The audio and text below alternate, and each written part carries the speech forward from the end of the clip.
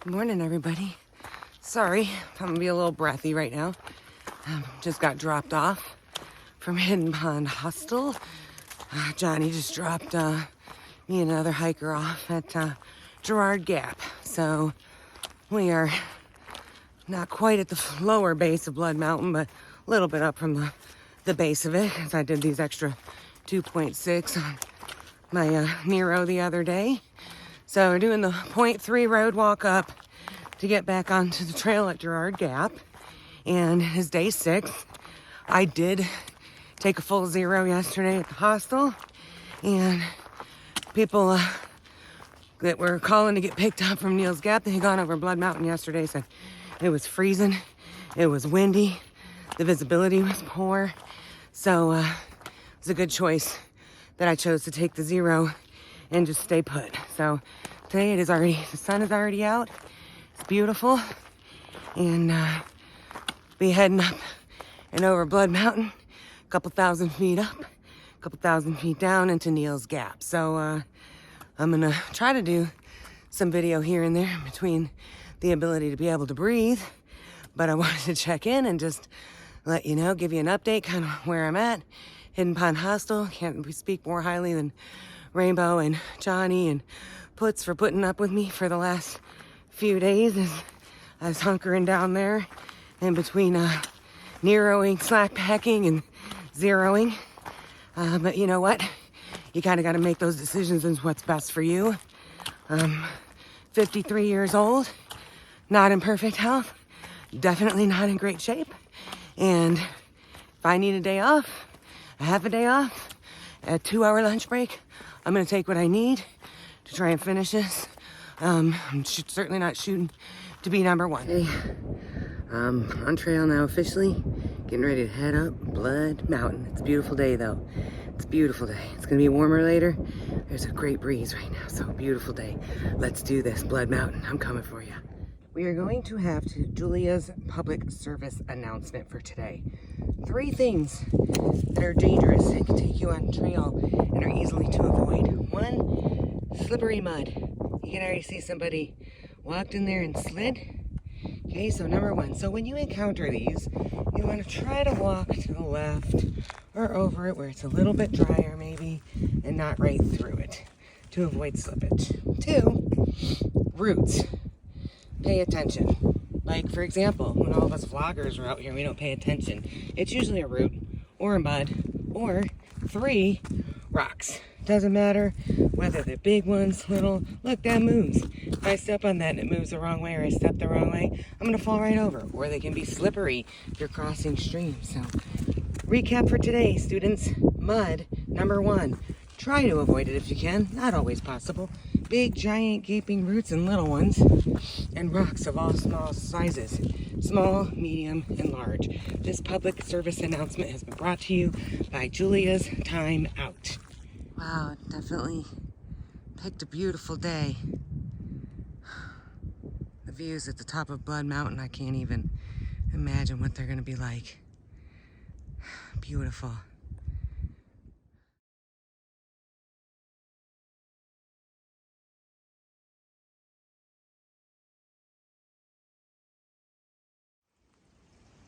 So here's where it came from. I mean, this time of year, I know it's not all green and you don't smell the flowers, but man, the mountains on days like this that you can just see right through the trees is absolutely amazing. But when you come out of the woods, around a corner off a ridge, and this is what you walk into, this is beautiful. So I'm about 8.8 tenths of a mile from Blood Mountain Shelter. And this is the Slaughter Creek Trail, which you see the blue blaze comes off of that. That's the Slaughter Creek right there. So I have a little under a mile to get to the top of the Blood Mountain before we start the climb down, so I actually think I did pretty good this morning. So I'm gonna just make sure I'm topped off with water till I get down to the other side. Yeah, life is good today. It's beautiful, absolutely beautiful. Nature's symphony in the background. Okay, y'all see that mountain? It's on my left. I am about half a mile from Blood Mountain Shelter. Northbound on the AT, following that mountain. Still kind of learning how to figure out what mountains I'm looking at. So someone could have put a comment below what mountain I'm walking beside all the way up to Blood Mountain. I would surely appreciate it. Thanks, bye.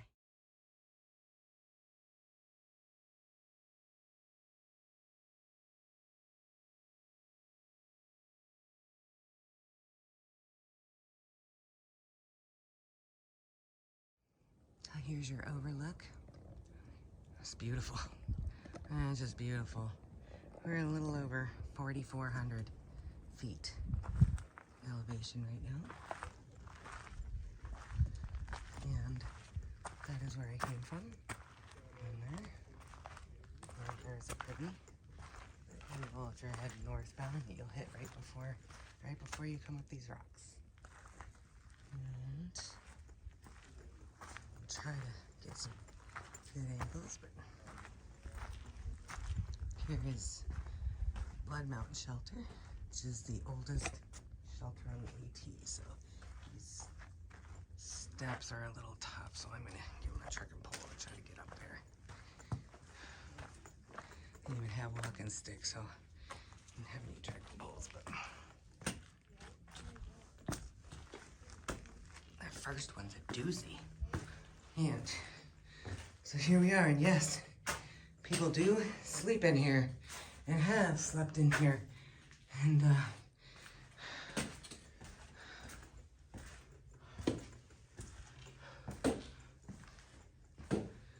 you are sleeping on cement, and I'm sure the winds through these windows to the top of this mountain. This is beautiful. It's actually a 2-room shelter, so it's like a living room. So it's really the same. It's double, and then the fireplace. I mean, it's amazing. Still standing. I'm probably gonna have to get on my butt to get down that first step. It's so deep. But there you go. Blood Mountain Shelter on a beautiful day. See? Good thing I wasn't up here yesterday.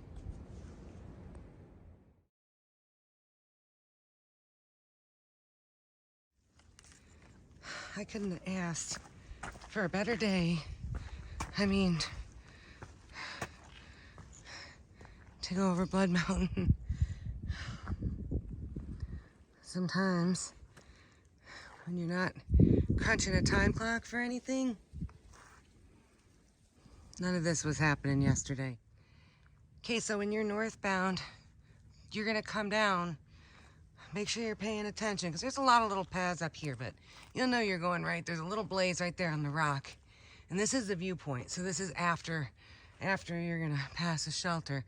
But you come down off those rocks, and if you get here on a day like today, I mean, my phone, my camera, it doesn't even pick up what's in front of me right now.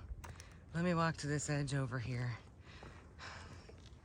because I think this point over here is a little bit more clear, but I'm never gonna get down because every time I turn a corner, it's just more. But I mean, just look at that.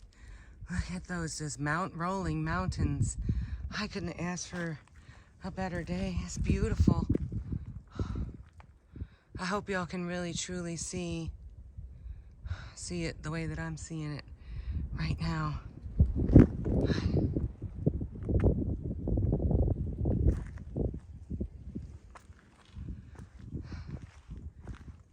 So just make sure when you get up here though, because the blazes you're gonna see on the rocks for a bit. So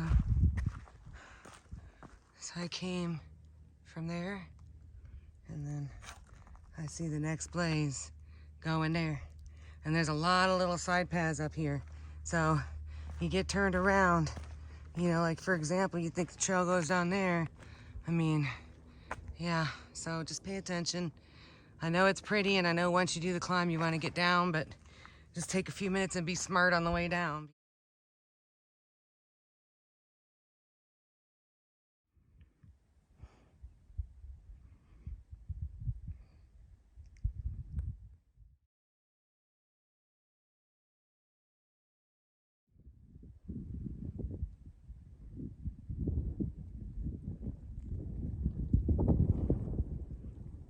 Sorry about the wind noise.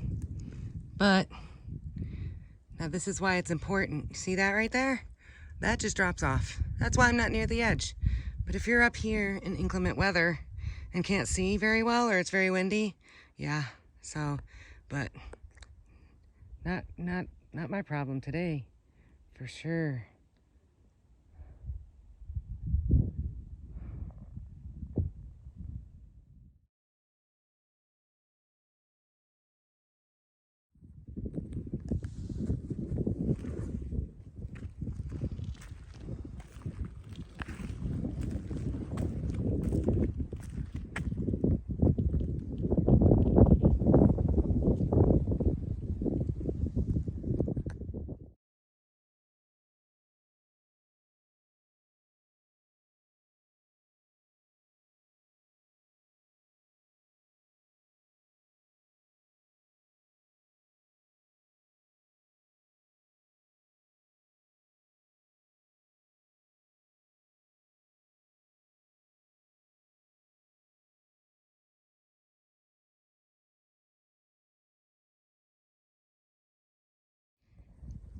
So if you're coming northbound over Blood Mountain, and I'm about, I think, 8/10 of a mile from Neel's Gap. So I'm on the down, come around the corner. Look at this. I don't know if I've ever seen this before, or I just wasn't paying attention, but how cool is that?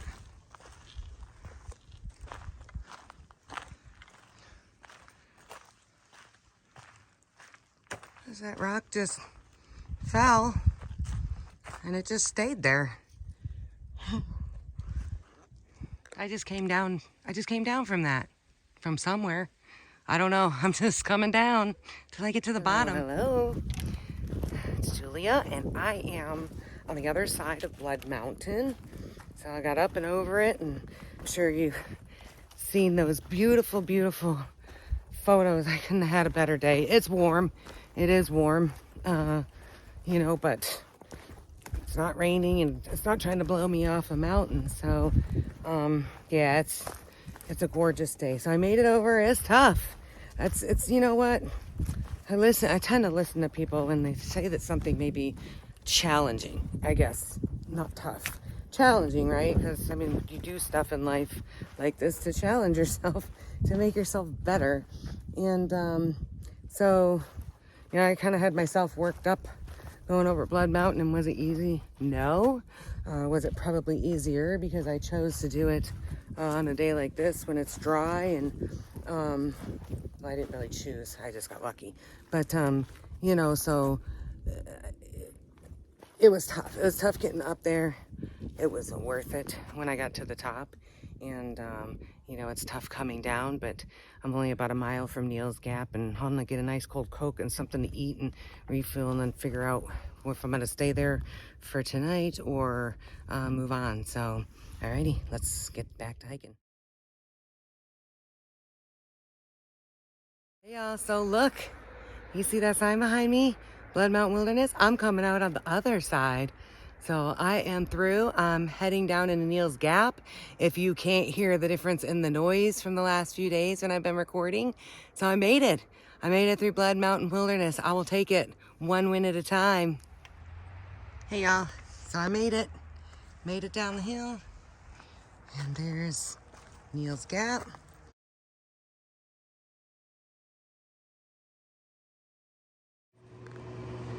I was looking for the ladies' restroom. I'm in here somewhere, but just so you know, I'm at Neel's Gap. They have showers. They're only available from 9 to 5. Per the door, I think they locked us up. I can barely fit. I have washer and dryer too. And I'm guessing this is the restroom. Oh yeah. Oh, I'll turn the light. Okay. And then you have the restroom as well.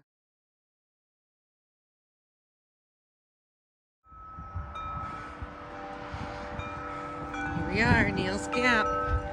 It's a famous shoe tree. For any of those that you don't know, the shoe tree is 30% of the people that start the AT quit at this point. And They hang their shoes, throw their shoes up in the trees. So.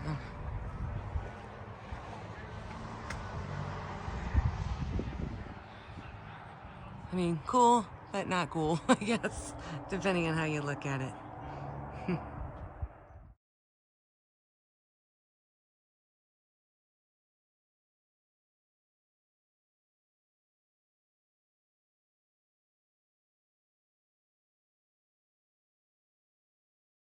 Okay, bye Neel's Gap. It's been fun. 30% of the hikers that start hiking the AT quit at Neel's Gap. So a couple thousand, few thousand, depending on the year. So register. You don't have to register, but and so you figure for every 1,000, 300 quit when they get to Neel's Gap. So the fact that I have come and gone is uber exciting. So I'm going uphill. I knew it's a climb. I knew it was gonna be a climb going up.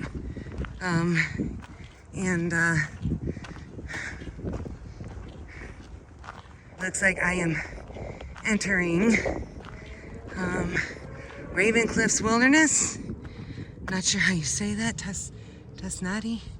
It's hard to see sometimes. The Santa Liars are 5.5 miles. I'm gonna get one of that done today. And oh, the traffic. Bye, traffic. There you go. We are now entering our next wilderness, Raven Cliffs. All right, y'all. Talk to you later. So I'm a half mile from camp where I'm staying tonight. I think it might be my first night alone, which is fine. I've done it once before, but I'm just literally walking on this ridge. It's a viewpoint. I think I'm staying at Swain Gap. I guess there's a little campsite there.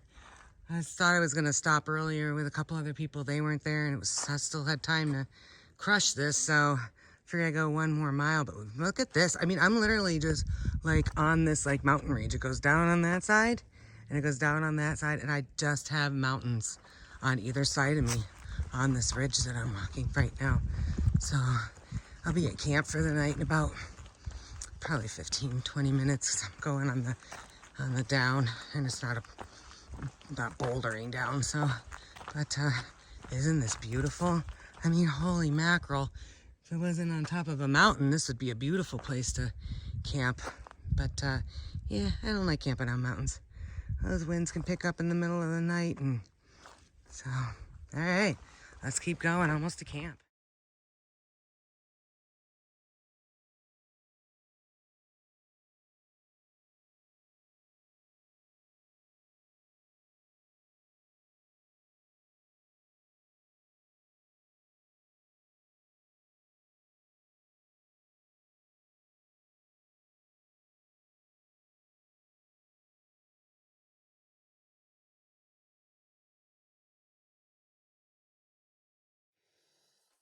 Hey everyone, so I did a little over 8 miles. I don't know the exact mileage. I lost track because I did some side views and stuff like that too, but it was over 8, and I'm not sure if it was 8 on the AT or a little under, a little over, whatever, but that was going up and down Blood Mountain, so that's crazy. I'm pooped. It's 7, the sun just went down, and I'm going to sleep. I'm going to shoot for my longest day tomorrow, which will be 9.3 to Low Gap Shelter.